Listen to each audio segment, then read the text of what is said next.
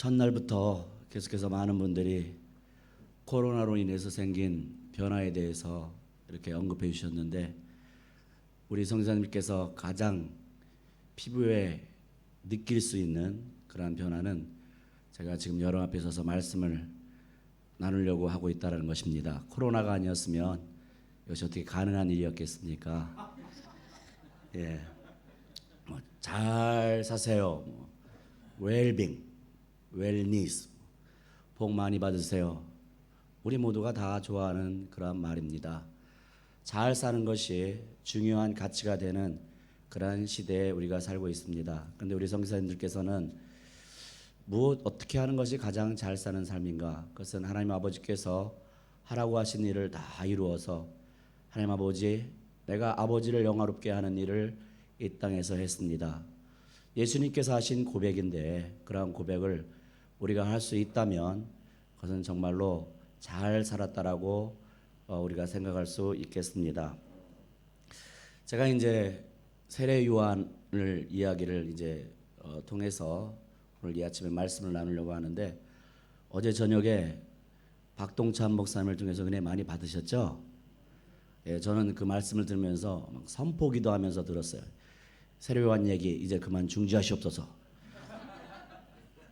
빨리 다른 주제로 넘어가시옵소서. 막 그냥 선포하면서 제가 말씀을 들었어야 됐습니다. 왜 그러냐면 세례 요한에 대해서 제가 이야기하려고 했거든요. 사실 우리 강사들 간에는 이 상도덕이라는 게 있는데 제 영역을 자꾸 침입해 들어오는 거예요. 그러나 이제 이야기가 강조돼야 될 이유가 하나님 입장에서는 분명히 있다라고 생각이 됩니다. 어느 날 요한에게 제자들이 찾아왔습니다. 선생님, 큰일 났습니다. 우리에게 오던 사람들이 다 저쪽으로 가고 있습니다. 위기에 관한 보고라고 생각합니다. 우리에게 오던 사람들이, 우리에게 와서 훈련받던 사람들이, 우리 프로그램에 참여하던 사람들이, 우리에게 환호하던 사람들이 다 저쪽으로 간다는 것 아니겠습니까? 저쪽이 좀 더 잘 된다는 그런 의미 아니겠습니까? 이런 보고를 받는다면 정상적인 사람들이고 정상적인 기업인이다, 또한 이제 목회자다 싶으면 빨리 회의를 수집해야 되겠죠. 그래서 원인을 찾아야 될 것입니다. 왜 우리에게 오던 사람들이 다 저쪽으로 가냐? 세례받는 장소에 뭐가 문제가 있나? 그래서 세례받는 그 장소, 거기를 다시 리모델링을 합니다. 그리고 이것만 가지고는 안 되니까 세례를 받으러 오는 사람들에게는 쿠폰을 하나 주는 거예요. 토탈 스킨케어 서비스예요. 스킨케어 서비스. 이 세례를 받고 스파까지 하고 갈 수 있게끔. 그래서 다른 곳으로 향하는 사람들을 다시 우리에게 집중하게 하는 것, 그것을 전략이라고 하고 컨설팅이라고 하고 지혜라고 할 것입니다. 그런데 그때 세례 요한은 우리가 생각했던 것과는 전혀 다른 고백을 하는 것을 우리가 다 잘 알 수 있습니다. 그거 당연한 것이다. 그렇게 되는 것이 맞다. 세례 요한이니까 이런 고백할 수 있다. 그렇게 생각할 수 없다고 생각합니다. 세례 요한은 우리랑 똑같은 사람 아니겠습니까? 우리가 느끼는 감정, 우리가 느끼는 그 생각, 세례 요한도 똑같이 했을 것입니다. 그런데 어떻게 이렇게 멋진 말을 할 수 있을 것인가? 당연한 것이다. 예수님께서 올라가셔야 되고 예수님께서 영광 받으셔야 되고 나는 그분을 섬기는 사람이기 때문에 나는 쇠하여도 망하여도 상관이 없다. 어떻게 이런 고백을 할 수가 있겠습니까?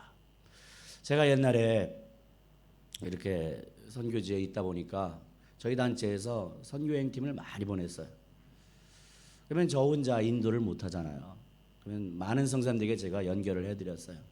성사님, 우리 이런 팀이 오는데 좀 받아서 한 주간 사역하시겠습니까? 그리고 이제 그 팀들이 그곳으로 가요. 근데 이제 그 소개한 선교사님과 사역을 마친 뒤에 한 주간 이제 지난 다음에 떠날 때가 다 되잖아요. 그러면 그때 다시 모였을 때 보면요, 저에 대해서는 아는 체를 안 해요, 별로. 저를 통해 온 팀인데 함께 다녔던 선교사님과 친해져 가지고 막 주소 적고 전화번호 적고 한국 오면 꼭 연락하세요. 그러면 그 모습을 보면서 야, 감사하다. 내가 이렇게 소개시켜줘 가지고 저 선교사님 사역에 도움이 되었나 보다. 힘이 되었나 보다. 하나님 감사합니다. 이렇게 이런 마음이 나와야 될 텐데 그 마음이 잘 안 들어요. 내가 지금 뭐 하는 거지? 내가 멍청한 건가? 저거 내 사람이었는데. 그리고 결정적으로 이 잘못된 생각에 대해서 꼭 확인해 주는 분들이 있어요. 그 팀을 인도한 목사님이 선교사님 못해도 앞으로는 선교사님이 하셔야 되는 겁니다. 선교사님의 팀으로 삼으셔야 되는 겁니다. 그래 그러면 그 말씀으로 확증받는 것보다 더 큰 확신이 저희 가운데 몰려오는. 그러면서 결론이 뭡니까? 아, 내가 잘못했구나.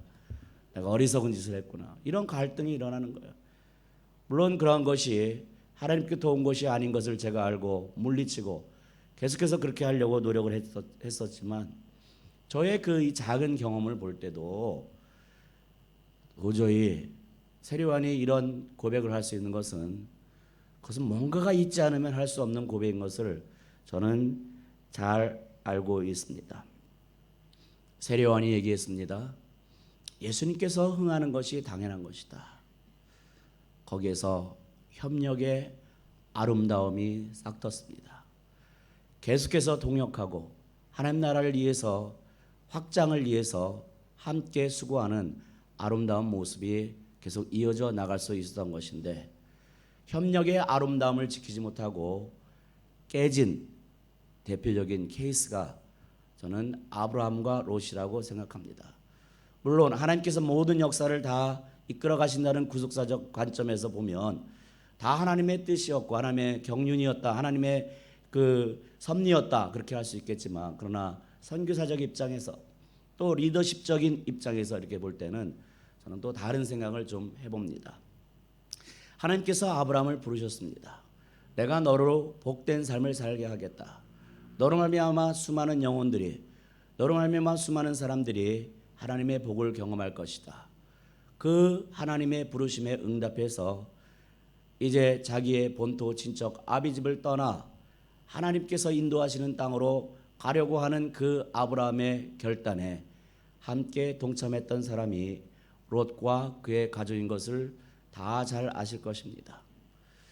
하나님의 부르심에 응답해서 나로 말미암아 열방의 족속들이, 나로 말미암아 열방의 백성들이 하나님을 알게 하고 하나님께 예배드리는 그 모습이 일어나게 하기 위해서 나의 삶을 기꺼이 드리겠다라고 즉시 기쁘게 온전히 순종했던 롯의 그 첫 발걸음은 정말로 레디컬한 발걸음이었습니다. 그렇게 시작했던 롯의 첫걸음, 우리 선교사들이 시작했던 그 발걸음과 똑같은 발걸음 아니겠습니까? 그러나 우리가 보다 보면 머지않아서 소동이 일어납니다. 갈등이 일어납니다. 아브라함과 롯이 다투기 시작합니다. 저는 처음에는 이 두 사람이 다퉜다라고 생각하지는 않아요. 따르는 자들이 다퉜겠죠. 영역 싸움에 들어간 것이겠죠. 네 사역 내 사역 이 싸움이 일어난 것이겠죠. 처음에 아무것도 없었을 때는 아마 이렇게 싸울 일이 없었을 겁니다. 우리 선교사님들도 제 경험을 봐도 그렇고요. 함께 처음 왔을 때 같이 언어 공부할 때는 막 협력에 대해서 이야기합니다. 앞으로 이제 어떤 일을 같이 하자고 이야기 쉽게 할 수 있습니다. 지금 눈에 보이는 게 없기 때문에, 눈에 나타난 성과가 없기 때문에 마음이 넓어질 수가 있겠죠. 그런데 무언가 생길 때 문제가 일어납니다. 이제 사용할 수 있는 사역들, 사람들, 재정들 이것이 생기기 시작할 때 갈등이 일어난 것 아니겠습니까? 아브라함의 팀과 그리고 롯의 팀이 다투기 시작합니다. 그리고 거기서 일반적으로 우리는 아브라함이 참 고뇌에 찬 결단을 했다 그렇게 이야기합니다. 야, 우리 싸우지 말자. 이렇게 싸우는 것은 좋지 못하니까 우리 헤어지자. 네가 어디로 갈래? 먼저 선택하라. 넓은 리더십을 보이는 아브라함에 대해서 이야기하는 것도 저는 틀리다고 생각하지 않습니다. 그런데 그동안 수많은 사람들과 함께 사역을 했던 제 경험과 제 입장에서 볼 때는 또 다른 생각이 드는 거예요. 그때 아브라함이 좀 더 참아줘야 됐던 것 아닌가? 마음을 열고 좀 더 케어하고 멘토하고 돌보고 정말로 롯이 겪었던 어려움이 무엇인지 좀 더 들어봤어야 되는 것 아닌가? 그리고 롯의 입장에서도 좀 더 겸손한 마음으로 아브라함에게 내 삶 가운데 문제가 있습니까? 내가 해야 될 것이 무엇이겠습니까? 저에게 겸손이 필요합니까? 다시 배우겠습니다. 저를 도와주십시오. 그런 일들이 좀 일어났으면 좋지 않았을까 하는 아쉬움이 저의 가운데 있어요. 왜냐면요, 제일 쉬운 결정이요, 어려운 것 같지만 제일 쉬운 결정이 헤어지는 것 같아요. 각자의 길로 가자. 이게 제일 쉬운 결정인 것 같아요. 그런데 문제가 있는 것을 해결하기 위해서 서로 노력하고 서로 마음을 여는 이 일이 사람들에게는 가장 어려운 일인 것 같습니다. 어쨌든 이 둘이 헤어진 것 아니겠습니까? 아름다운 협력의 모습이 깨어졌습니다. 그랬을 뿐만 아니라 그 뒤에 나타나는 것처럼 롯의 가족은 풍비박산이 납니다. 부르심에 따라 그 길을 힘차게 가서 아버지여 하나님께서 나에게 하라고 하신 일을 다 이루어 하나님 아버지를 영원롭게 하는 삶을 저희 가정이 살았습니다라는 고백이 롯의 가정을 통해서는 나오지 않는 것이죠. 피니싱 웨를 못한 것입니다. 중단할 수밖에 없는 것이고, 이것은 우리 선교 사역 가운데 늘 일어날 수 있는 그러한 일 중에 그것이 하나가 아니겠습니까? 제가 이제 태국 선교사로 처음에는 이제 어느 나라 선교사를 갈까 이렇게 했는데 저희 단체에서 뽑은 나라 중에 하나가 태국이었었어요. 그 당시 저는 이제 한국 예수선교단에서 대학생 사역을 하고 있었는데 그래서 이제 태국으로 가야 되겠다. 그래서 태국으로 가려고 이 태국에 있는 YM에 연락을 했더니요, 뭐 선교사 훈련 학교를 해야 된대요. 그래서 제가 근데 그 선교사 훈련 학교는 또 영어로 진행되는 거랍니다. 그래서 제가 그 당시 마지막 사역을 할 때 잘 아는 간사, 영어를 잘하는 간사에게 이렇게 부탁을 해가지고 내 가는 서류를 좀 정리 좀 해서 보내달라. 그래서 제가 이제 태국으로 오기로 됐어요. 태국으로 완전히 들어오기 한 달 전에 제가 태국을 방문할 길이 있었어요. 그래서 여기 YM 탈랜드의 책임자와 함께 미국 분이었는데 대화를 하기 시작했어요. 이분이 저를 보면 깜짝 놀라요. 분명히 서류상으로는 상당한 영어 실력을 갖추고 있는 사람이었는데 직접 대면하여 보니 주로 손발로 해결하는 저를 보면서 이분이 충격을 받은 거예요. 그리고 금방 사태 파악을 했죠. 우리 그날 많은 대화 나누었습니다. 알아들은 건 별로 없었지만, 그리고 이제 이분이 저한테 그랬어요. 나면 you can't come to Thailand. 그리고 나는 그 소리 듣고 thank you very much 하고 손잡고 기도하고 한국으로 돌아갔습니다. 그때가 1월이었습니다. 그리고 한 달도 안 된 2월 달에 제가 태국으로 돌아오겠다고 연락을 하니까 깜짝 놀라는 거예요. 분명히 이분이 저에게 한 달 전에 얘기했어요. 네가 오랫동안 준비한 것은 알지만 이 학교는 영어로 진행되는 학교다. 너의 영어 실력으로는 이곳에 올 수 없다. You can't. 근데 나는 그때 can과 can't를 구분할 수 있는 그런 상태가 아니었습니다. 이분 입장에서는 너는 올 수 없다 그랬는데 나는 그것을 올 수 있다는 것을 알고 기뻐하며 갔던 거예요. 그러니까 나중에 얘기하기를 이분의 입장에서는 그렇게 오래 준비했는데도 올 수 없다는 말에 실망하거나 낙심하는 표정이 아니라 기쁨으로 돌아가는 거 보면서 야, 정말 준비가 잘 된 사람이구나, 훌륭한 사람이구나 이렇게 생각을 했다는 거예요. 어쨌든 저는 영어를 못 알아들어서 오지 말라는 말을 오라는 말로 알아들어가지고 저는 이제 왔어요. 이건 저희 YM 탈랜드의 아주 전설적인 스토리입니다. 근데 저는 이제 태국에 와서 16개 나라에서 온 외국인들과 함께 저희 가족이 선교사 훈련학교를 받기 시작했어요. 근데 그 학교에 들어가자마자 저는 완전히 사람들에게 인정받기 시작했어요. 왜 그러냐면 말에 실수가 없는 사람이 된 거예요. 거기서 제가 할 말이 없어요. 사람이 말을 해야 실수를 할 텐데 제가 거기서 할 말이 없었다니까요. 그리고 주로 듣기만 하고, 그리고 꼭 할 말은 적어서 하니까 말에 실수가 있을 수가 없는 것이죠. 저의 선교사로서의 태국에서 첫 출발은 그렇게 시작이 됐습니다. 선교가 무엇인지 잘 모르겠고 어떻게 하는 것이 선교인지도 모르겠고 그냥 이 사람 저 사람이 하는 것을 추측하면서 그렇게 조금씩 선교를 배워나가기 시작했었어요. 그리고 오자마자 멀지 않아서 이제 송크란이 됐는데 그 송크란의 의미에 대해서 제가 잘 몰랐어요. 그때 마침 한국에서 손님이 찾아와서 처음 찾아오는 한국 사람이니까 얼마나 반갑겠어요. 그래서 방콕 실롬에 있는 그 센트럴 백화점에 거기서 만나서 식사를 하기로 약속을 했어요. 그래서 저희 부부 옷을 잘 차려입고 뚝뚝이를 빌려가지고 큰 도로로 나갔는데 갑자기 신호등 때문에 차가 정체돼 있으니까 그때 옆에 있던 트럭에서 사람들이 막 물을 뿌려대기 시작하는 거예요. 너무 화가 났어요. 그래서 노 막 그랬죠. 그런데 웃으면서 인사까지 하면서 또 물을 또 뿌려요.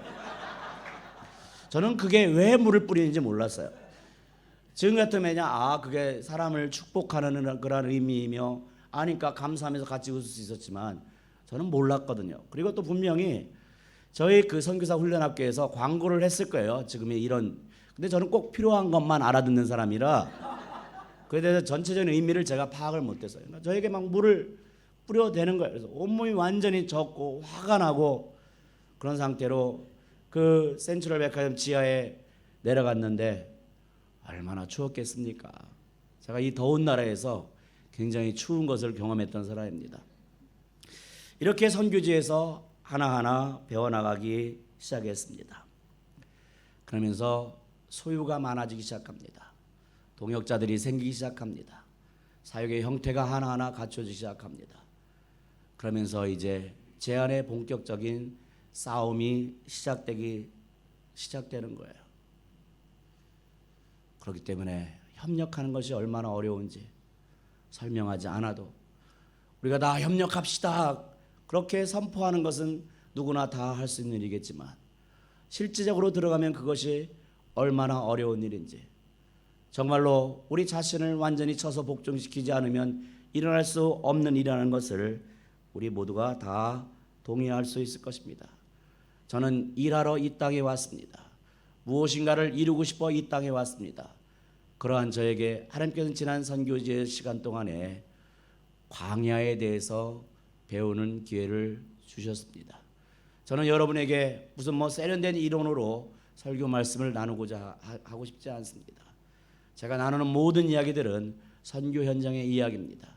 제가 겪고 앞으로 겪을 그러한 스토리가 될 것이고 그리고 여기 앉아있는 그리고 지금 온라인을 통해서 이것을 보고 있는 분들이라면 모든 성산들이 앞으로 다 같이 경험할 그러한 스토리가 될 것입니다. 어떻게 세례 요한이 이렇게 힘 있는 고백을 할 수가 있었을 것인가? 예수님께서는 흥해야 되겠고 나는 쇠하는 것이 당연한 것이다. 그것은 자기의 아이덴티티, 자기의 정체성을 분명히 알고 있었기 때문이라고 믿습니다. 하나님께로부터 보내심을 받은 사람이 있으니 이름은 요한이라. 저는 대학생 때부터 이 말씀을 많이 읽었어요. 그리고 저희 리더께서 꼭 항상 강조했습니다. 요한 대신에 너의 이름을 집어넣어라. 하나님께로부터 보내심을 받은 사람이 났으니 이름은 남현이라. 저는 이 말씀을 마음에 품고 있었습니다. 여기에 아이덴티티가 있었던 것이죠. 여기에 정체성이 있었던 것이죠. 나를 보내신 분이 하나님이시다.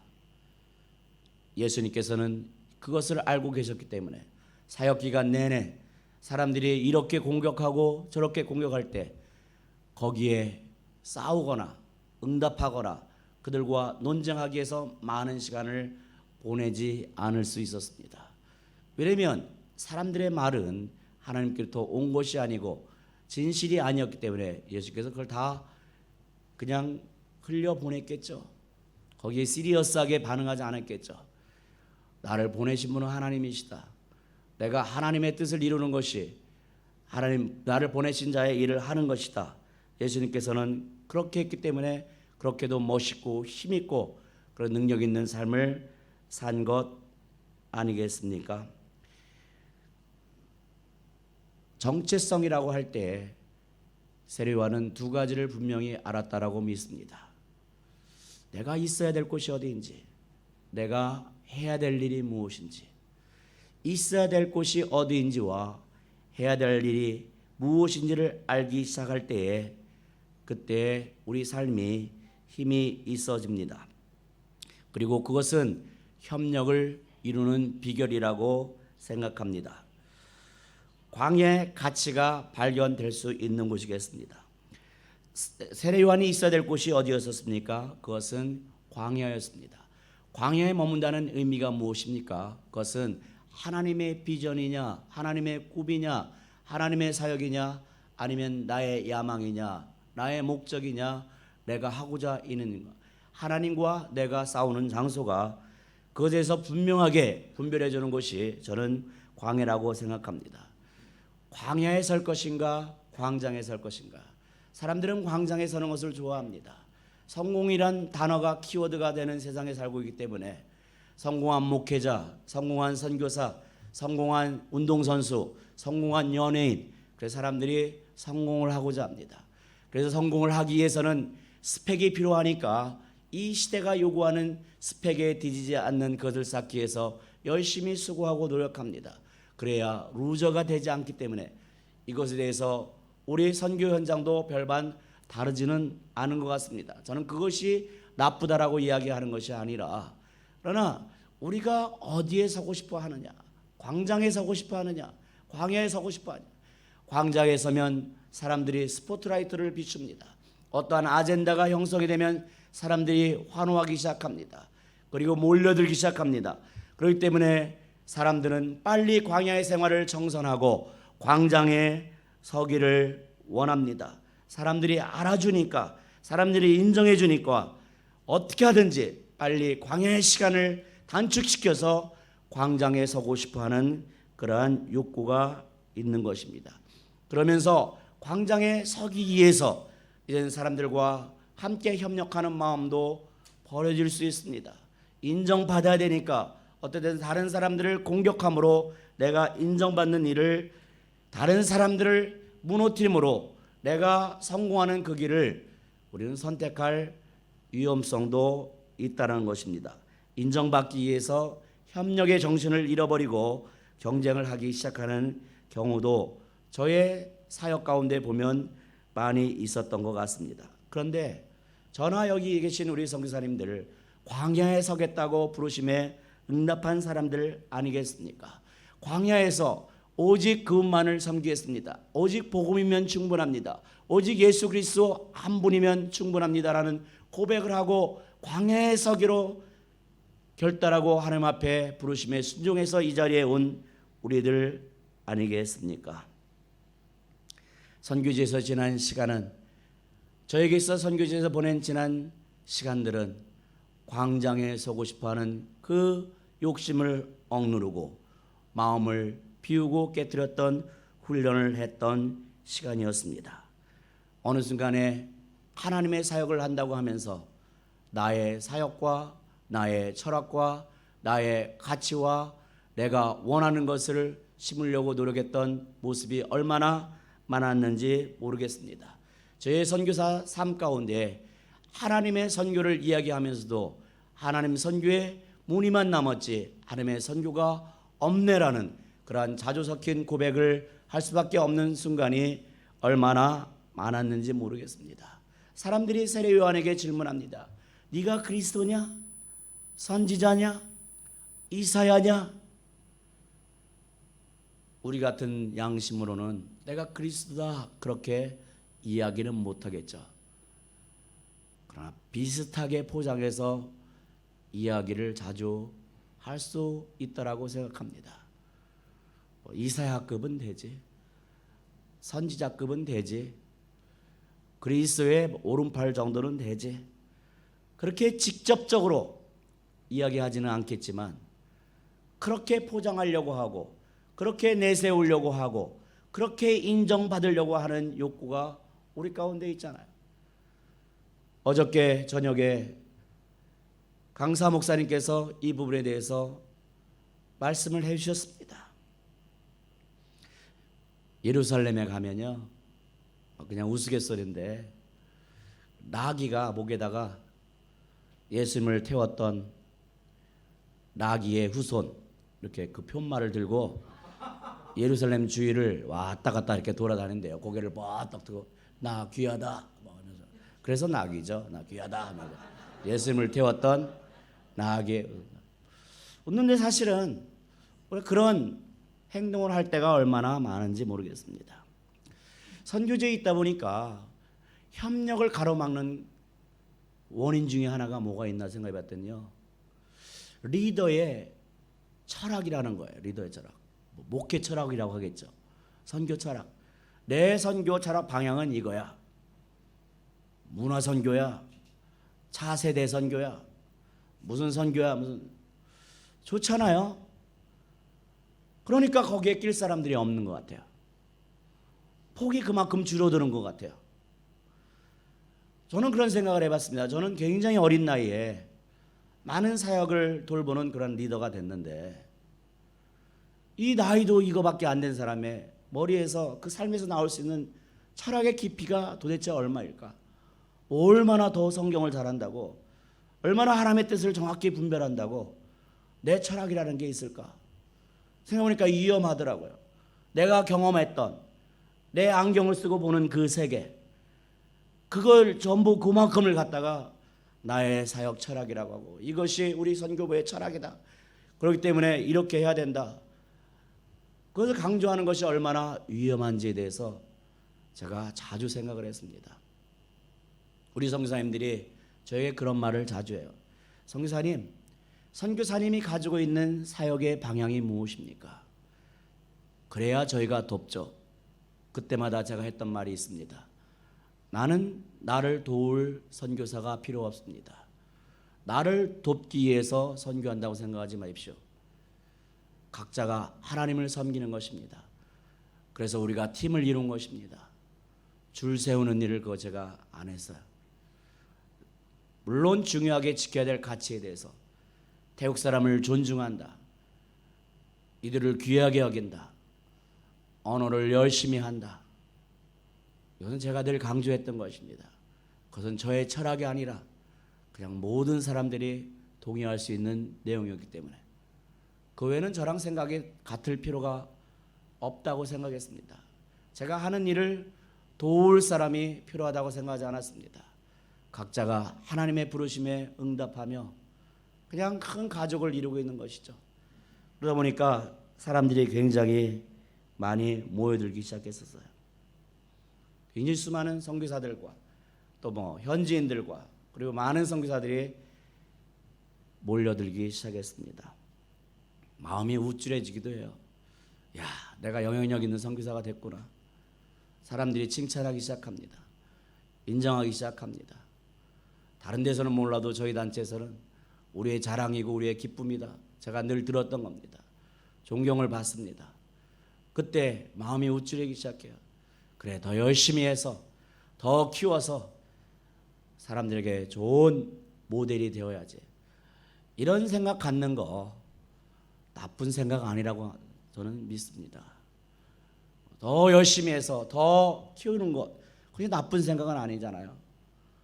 근데 하나님께서 저에게 말씀하기 시작한 거예요. 저에게 도전하기 시작합니다. 너는 지금 광장에 서고자 하느냐, 광야에 서고자 하느냐. 너는 진정으로 나를 섬기는 나의 종, 나의 사역자가 되고자 하느냐, 아니면 그냥 큰 단체를 섬기고 거기에서 영향을 미치며 거기에서 존경을 받는 그 자리에 머물러 있기를 바라느냐. 선교 현장의 주인은 하나님이십니다. 미시오 데이, 하나님의 선교란 말을 우리가 자주 하는데 한번 점검해 봤으면 좋겠어요. 나는 콜로라를 주관하시는 분은 하나님이시라고 믿습니다. 하나님께서 이 코로나 이 일을 통해서 선교적인 관점으로 올 때 지금 프루닝하고 있는, 가지치기를 하고 있는 단계라고 믿습니다. 우리 삶의 스타일을 가지치기 하고 계시고 우리가 하고 있는 사역에 대해서 다시 한번 가지치기를 하는 시간이라고 생각합니다. 어저께도 오후에 이제 오전에 임종필 목사님께서 말씀하셨지만 이제는 선교에 대한 패러다임을 바꿔야 될 중요성에 대해서 말씀했습니다. 저는 100% 동의합니다. 그런 시대가 왔습니다. 이제는 가지고 있는 자원을 효율적으로 배분해야만, 그리고 서로 협력해야만 우리가 서바이벌을 할 수 있고, 우리의 목적은 선교의 전장에서 서바이벌을 하는 것이 아니라 계속해서 하나님의 주신 일을 힘있게 하는 데 있기 때문에 바로 가지치기가 필요한 때라고 생각합니다. 왜 이런 상황을 허락하셨지? 왜 빨리 안 끝나나 하는 것은 우리의 마음 가운데는 모두가 간절히 원하는 바람이겠지만, 그러나 하나님, 이 상황을 우리 가운데 허락하신 일이 무엇입니까? 나의 삶 가운데 하나님께서 개입할 영역이 있습니까?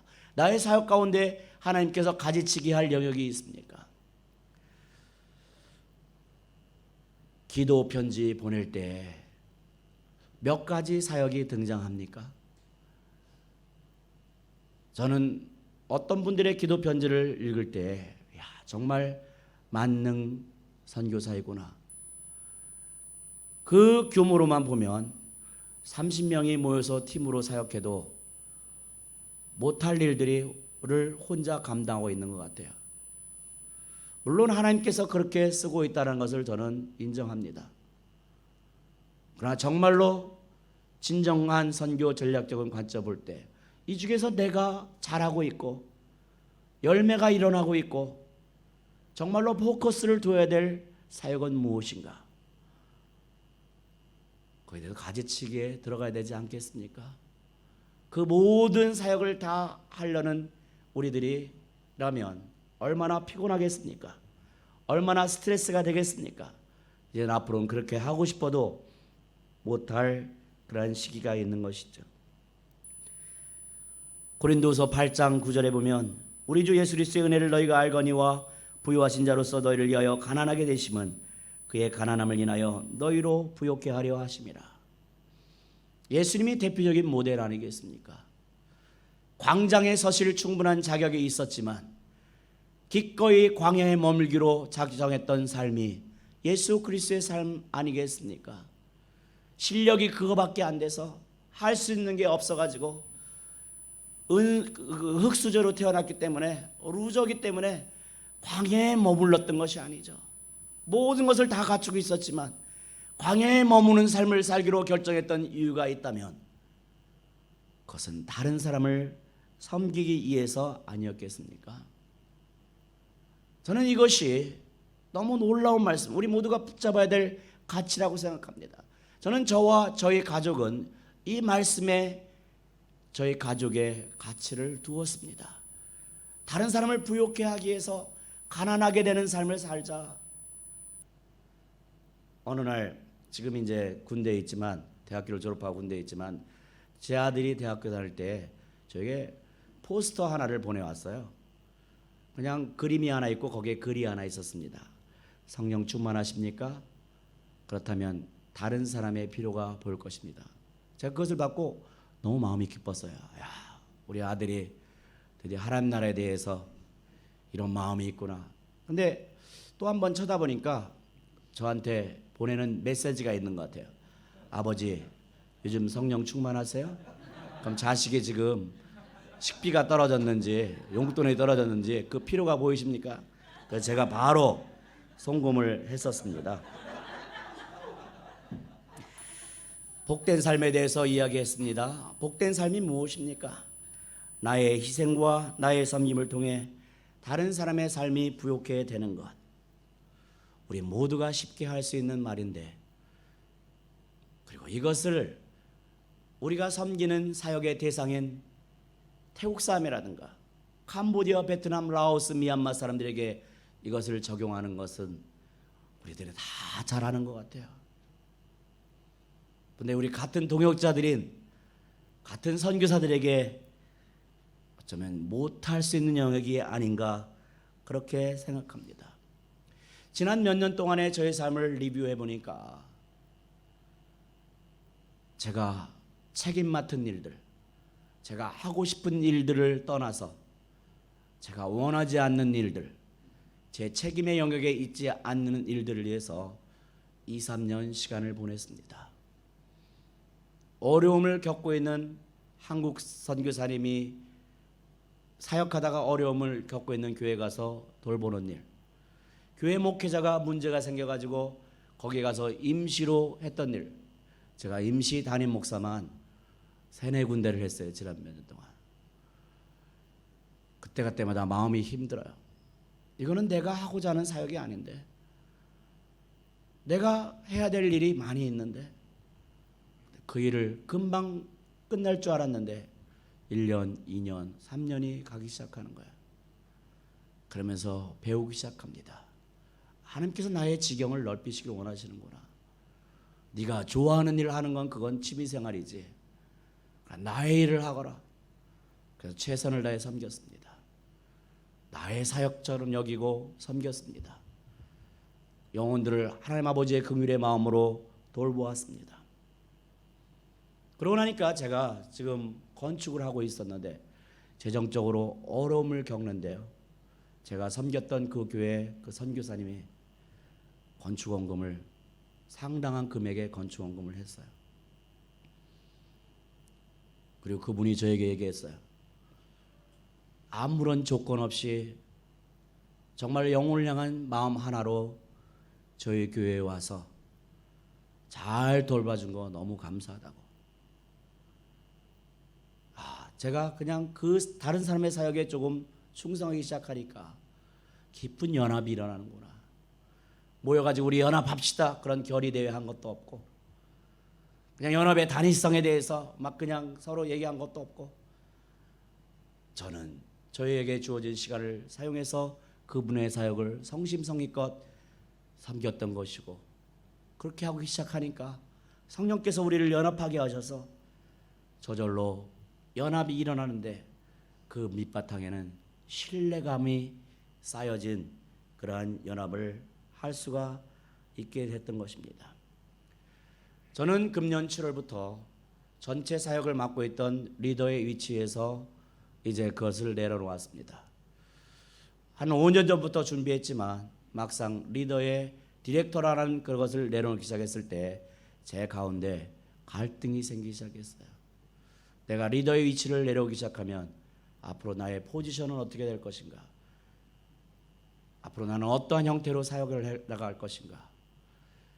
이전에는 그냥 명령 한마디면, 지나간 말로 한마디면 선교부가 착착착착 다 움직였지만 디렉터란 이름이 사라진 나에게 사람들은 어떻게 반응할 것인가?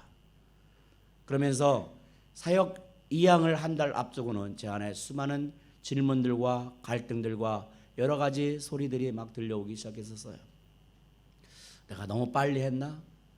지금 나이 56밖에 안 됐는데 이 사람들과 함께 또 다른 차원의 사역으로 나아가도 그런 충분한 나이인데, 물론 빨리 물러나서 이들에게 맞는 선교 환경이 이루어지고 이들의 손에 의해서 더욱더 이전보다 더 빠른 속도로 하나님의 사역이 힘있게 진행되는 것을 보고 싶은 그러한 마음 때문에, 그리고 저는 아무런 직책이 없어도 영향력으로 엘더십으로 해야겠다는 것이 내려놓은 중요한 목적이었는데, 사역에 대한 번아웃도 아니고 하기 싫어도 아니고 이제 지쳤다 그만 쉬어야겠다는 그런 마음 때문에 내려놓은 것이 아니라 가장 열정이 충만하고 비전이 충만하고 그리고 영적인 힘이 있는 이때에 그런 결정을 하나님께 한 것인데 막 여러 가지 소리가 들기 시작하는 거예요. 그 과정을 통해서 하나님이 저희 가운데 깊은 평안을 주기 시작하는 것입니다. 그 갈등이 있었을 때는 여러 가지 소리가 혼재되어 있어서 들리지 않았던 분명한 그림들이 다시 한번 내가 서야 될 것이 광야지, 타이틀에서 오는 인정과 영향력에 무슨 큰 의미가 있겠느냐, 그것이 없다 할지라도 하나님을 섬기는 종으로서 영혼을 사랑하는 마음으로 나가야 그것이 진정한 종이지 하는 그런 음성을 다시 듣기 시작하니까 저의 삶에 시큐리티가 다시 안정감이 오기 시작하는 거예요. 안전감이 오기 시작하는 거예요. 그래서 비로소 사람들 향해서 웃기 시작하고, 어느 날 앉아서 생각해 봤습니다. 저의 초청으로 저희 선교회에 조인을 해서 함께 사역했던 그냥 선교사만 몇 명인가, 한국 사람, 다른 외국인은 다 빼더라도 120명이었습니다. 지난 27년 동안의 선교사역에 저의 초청으로 들어와서 저와 함께 사역한 선교사들이 장단기 다 합해서 120명이었어요. 제가 생각했죠. 참 제가 귀한 사람이다 그렇게 생각이 들었어요. 120명과 함께 사역했다는 거 별 사람들 다 있거든요. 저는 그 사람들보다 더 별별난 사람이겠구나 그렇게 생각이 들었어요. 저의 마음을 아프게 하고 떠난 사람도 많이 있습니다. 또 아마 저의 연약함 때문에 견디지 못하고 떠난 사람도 있었겠죠. 그들의 잘못 때문에 떠난 사람도 있겠죠. 이유도 모르고 떠난 사람도 있고 그냥 뭐 사라져버린 사람도 있고 그 스트레스가 온전히 저에게 다 옵니다. 내가 뭘 잘못했나? 나에게 무슨 문제가 있나? 사람이 분석하기 시작하잖아요. 뭐 하나 집안에 있든 하나만 없어져도 사람이 고민되기 시작하는데 동역자들이 떠나니까 화가 나기 시작해요. 내가 이렇게 잘해줬는데 그리고 떠났는데 잘 정착 못하고 있다는 얘기 들으면 굉장히 위로가 돼요. 너무 진짜 위로가 돼요. 정착 못하고 있다 힘들다 그러면 겉으로는 아유 안 됐네 빨리 자리 잡아야 될 텐데 하는데 왜 이렇게 그렇게 위로가 되는지 모르겠어요. 그런 시간을 조금 지나고 나면 제가 거의 일일이 다 제가 이번에 생각해 보니까 한 명에게는 아직 그 말을 못한 것 같아요. 모든 사람들에게 미안하다. 어떤 때는 내가 무엇을 미안해야 될지 모를 때는 잘 돌봐주고 잘 이야기를 들어주지 못해 미안하다. 제가 다 글을 쓰고 방문을 하고 마음 가운데 어떻게 하면 저 사역을 가장 축복할 수 있을 것인가 생각을 하기 시작하는 거예요. 그냥 용서한다, 사랑한다, 축복한다 이게 아니라 어떻게 하면 실제적으로 저 사역을 강화시키기 위해서 내가 할 일이 무엇인가. 그렇게 생각이 들 때 제 안에 또 안전감이 찾아옵니다. 그 전에 생활은 마음이 복잡해요.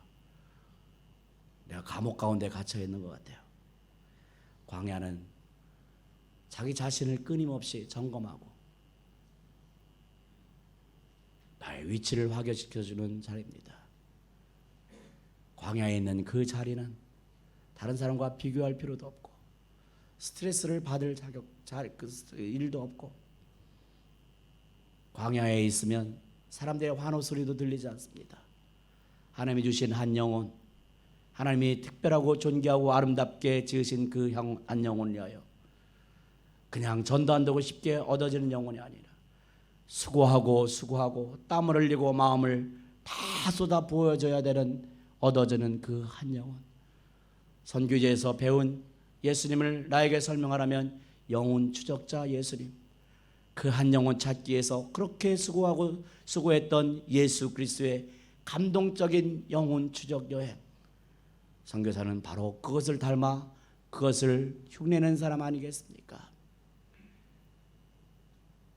그 한 영혼이 어떤 영혼인지 다 잘 알지 않습니까?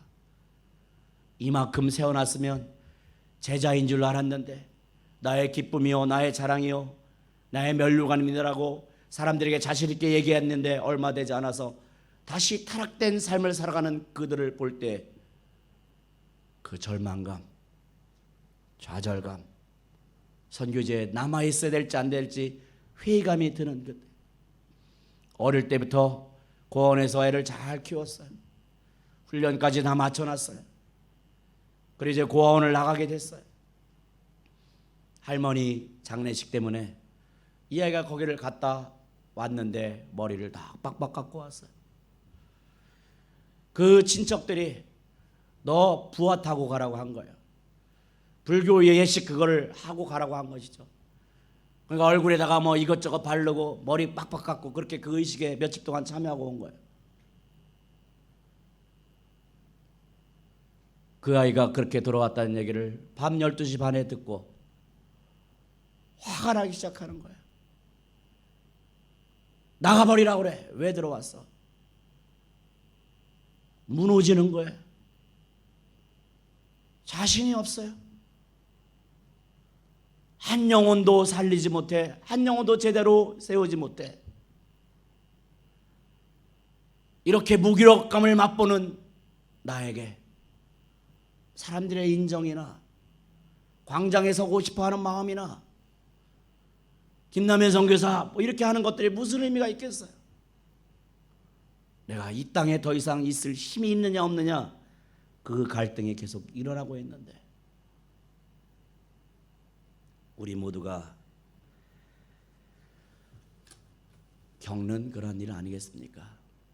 그러나 그 영혼 때문에, 그 영혼이 주님 앞으로 돌아오는, 모두가 얘기했지만 어제 기도 제목을 통해서 봤지만, 전쟁 때문에, 가정 때문에, 이런저런 역사적 이유 때문에 상처를 입은 우리 인도차의 영혼들을 치유할 것은 복음밖에 없다라는 모두가 동의할 수 없는 이 존재. 내가 건물을 세우지 못한 선교사일 수 있고, 교회 건물 하나 제대로 세우지 못한 선교사일 수 있고, 몇몇 사람들이 하는 것처럼 폼나는 선교를 못하는 그런 선교를 했을지 모르겠지만, 우리의 성공의 개념이 거기에 있지 않은 것을 세례요한은 예수님은 분명히 우리에게 나타내 보여주는 것 아니겠습니까? 한 영혼을 위해서, 그 영혼의 변화를 위해서 눈물을 뿌릴 줄 아는, 내가 억울해서 내 신세가 처량해서 흘리는 눈물이 아니라 하나님 아버지께서 주시는 그 긍휼의 마음으로 그 영혼의 변화를 위하여 내가 지금 눈물을 뿌리고 있다면, 우리는 하나님께서 인정하는 그 사역자 아니겠습니까? 내가 사역 초기에 영혼을 위하여 눈물을 흘렸다라는 과거형이 아니라, 나는 지금도 하나님께 주신 영혼의 변화를 위하여 눈물을 뿌리며 그의 삶을 향해 다가가고 있다라는 현재 진행형 고백을 하고 있을 수 있다면, 우리는 바로 하나님이 인정하는 그러한 사역자가 아니겠습니까? 저는 그 일은 평생 할 수 있었기 때문에, 할 수 있을 것 같기 때문에 지금 내 처지가 어떻고 그래도 별 걱정이 되지 않아요. 그 일만 계속 남은 시간 하면 되니까. 저는 이제 한 가지 스토리를 이야기하고 마치고 싶습니다. 광야에 있어야만, 광야의 가치를 가지고 있어야만 우리가 피니싱 웰도 할 수 있고, 그리고 협력도 할 수 있고, 다른 사람의 사역을 인정하고 그 사역의 성과를 위해서 내 삶을 투자해 줄 수도 있는데, 그것을 가로막는 것은 타협 아니겠습니까? 변명 아니겠습니까? 쉬운 길을 가려는 그 길 아니겠습니까? 우리의 삶 가운데 계속 일어나는 것 아니겠습니까? 보암직한 거, 먹음직한 거, 거기에 우리의 마음이 쉽게 빠져나갈 수 있지 않겠습니까? 하나님도 이해하실 거야. 뭐 사역자가 부르심만 가지고 사나요? 하면서 우리 스스로 매일매일 컴프로마이즈, 우리 속사람 가운데 타협이 일어나지 않습니까? 내가 지금 하나님을 섬기는 사역자지만 내 마음 한켠 구석에는 반드시 누리고 싶은 문화, 기회가 된다면 누리고 싶은 그 생활, 그런 것이 마음 한켠 가운데 있지 않겠습니까? 저는 가룟 유다를 보면서 충격을 받았어요. 가룟 유다가 예수님께 다가옵니다. 예수님 안녕하세요 하면서 포옹을 하고 입맞춤을 합니다. 저는 이 장면을 소스러치게 느꼈어요. 이 장면을 보면서. 만약에 가룟 유다가 정말 예수님을 잘 따르다가 삐져가지고, 그래가지고 화나는 마음에, 욱하는 마음에 예수님을 팔았다면 그렇게 자연스러운 행동을 할 수 없을 것 같아요. 멀리 숨어서 저분이거든요 하고 도망갔을 것 같아요. 우리의 신앙 양심으로는 못하는 일이잖아요. 근데 아무 일도 없었던 것처럼 다가와서 예수님 안녕하세요, 평안하시죠 하면서 입맞춤하는 그 모습 속에서 가룟 유다는 예수님과 세상을 겸하여 섬겼던, 어쩌면 우리의 삶 가운데 나타나는 그러한 삶을 살았을 수 있겠다. 예수님을 섬기면서 세상과 동시에 입맞춤을 해서, 너무나 자주 해서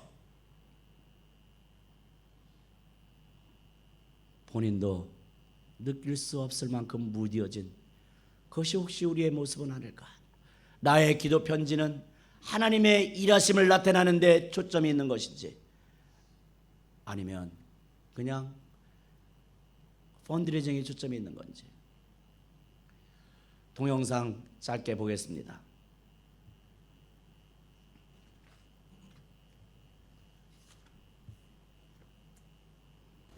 할머니, 내가 비디오에서 봤는데 김호준 목사님이 이랬어. 비디오 너무 감동이야. 그러니까 어떤 거지가 있었어. 근데 그 거지가 밥을 못 먹어가지고 죽을 뻔했어. 근데 그때 왕이 그 길을 거리고 있는 거야. 그러니까 왕이 이랬어. 너는 이제 내 아들이다. 너는 이제 궁전에 와서 나랑 같이 살 거다. 라고 말했어. 근데 있는 거 있지. 그리고 소년이 따라가다가 이제 왕이 말했어. 네가 나를 따라갈 거면 네가 있는 것을 다 버려야 돼. 다 버려. 왜냐면 그래서 소년은 자기 물건들을 바라봤어. 먼저 깡통. 그 깡통이 없었다면 밥을 못 먹어. 굶어 죽을 뻔했어. 그 다음에 이제 담요를 봤어. 그렇게 바람이 불을 때 담요가 지켜줬지. 근데 그 담요랑 깡통을 버리라는 거야. 너무 심각하지 않아? 그리고 마지막 수저. 수저는 제일 아끼는 거였어. 수저가 없었으면 밥도 못 먹었을 거야. 수저를 가장 좋아했어. 근데 그거를 다 버려. 그러니까 왜 버려야 돼? 그냥 나랑 같이 궁궐에 갖고 가면 안 되냐고. 근데 왕의 생각 아니면 말은 바뀌지 않아. 안 돼. 다 버려야 돼. 아니면 너 아직도 거지로 살 거야? 아니면 나랑 같이 와서 궁궐에서 살 거야? 이거 다 버리라니까. 그러니까 지금 김우주 목사님이 여기까지만 말하고 보겠습니다. 있는 뜻은 지금 강사는 전데 여러분들 여기에 더 은혜를 많이 받는 것 같아요. 빨리 끊어야 될 필요를 느꼈습니다. 하나님께서 우리를 왕국 선교사로 부르셨지 않겠습니까? 그런데 저의 삶 가운데 보면 거지 같은 삶이 계속 일어나고 있는 거예요. 사역 철학이, 방향이, 전략이 정말 달려서 동역자들과 다툼이 일어나는 것보다는 작은 것 때문에 식사할 때 나를 빼놓고 했다. 한국에서 팀이 음식을 갖고 왔는데 나한테는 제대로 전달이 안 됐다. 우리 안에 있는 거지적인 요소, 우리 삶이 무기력해지고 영적 바이러스에 사로잡혀서 할 수 없이 선교지에서 살아가고 있는 모습이 계속된다면 빨리 스캔 프로그램을 돌려야 될 것 같아요. 그것은 바로 버려 프로그램 아니겠습니까? 버려. 주를 위해 버려. 버려. 복음 위해 버려. 버려. 계속 그러면 이 버려 방언까지 받게 돼요. 물론 나중에 핏방은 좀 받겠지만 저는 한 가지 말씀을 읽고 내려가고자 합니다. 지난 웰컴 디너 때 우리 히스팝에 저 형제가 랩으로 했던 거예요. 눈물이 날 뻔했습니다. 잘은 몰라도 저 그룹들의 헌신도를 알기 때문에 전심 걸고 걸어온 지 어느새나 10년 지나 비틀거렸던 삶을 돌아봤지.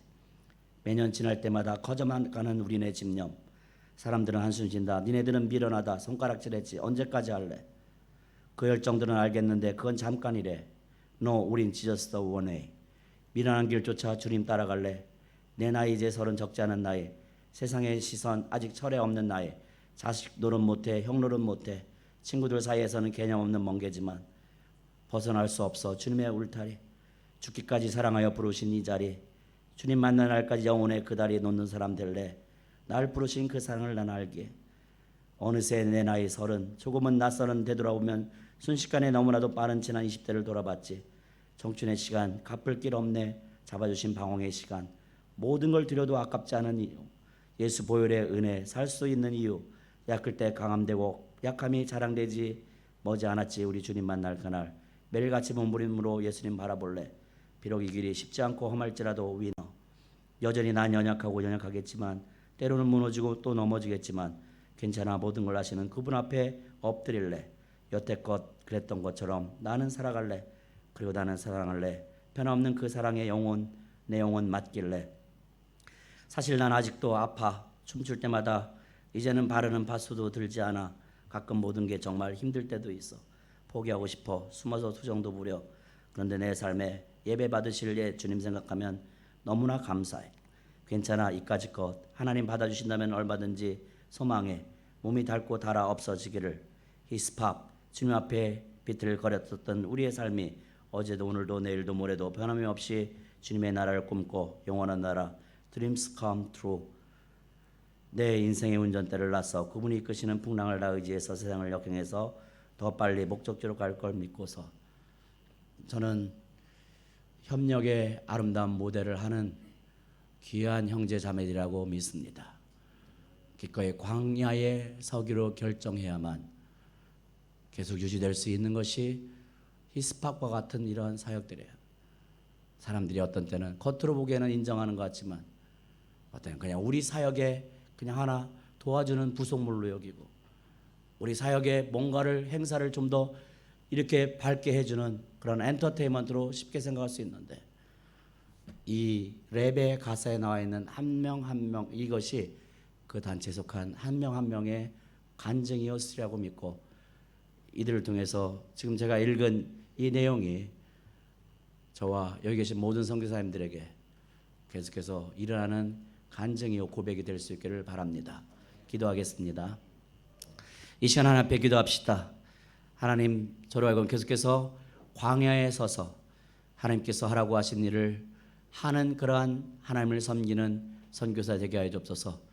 예수님은 흥해야 되겠고 나는 망해도 괜찮습니다.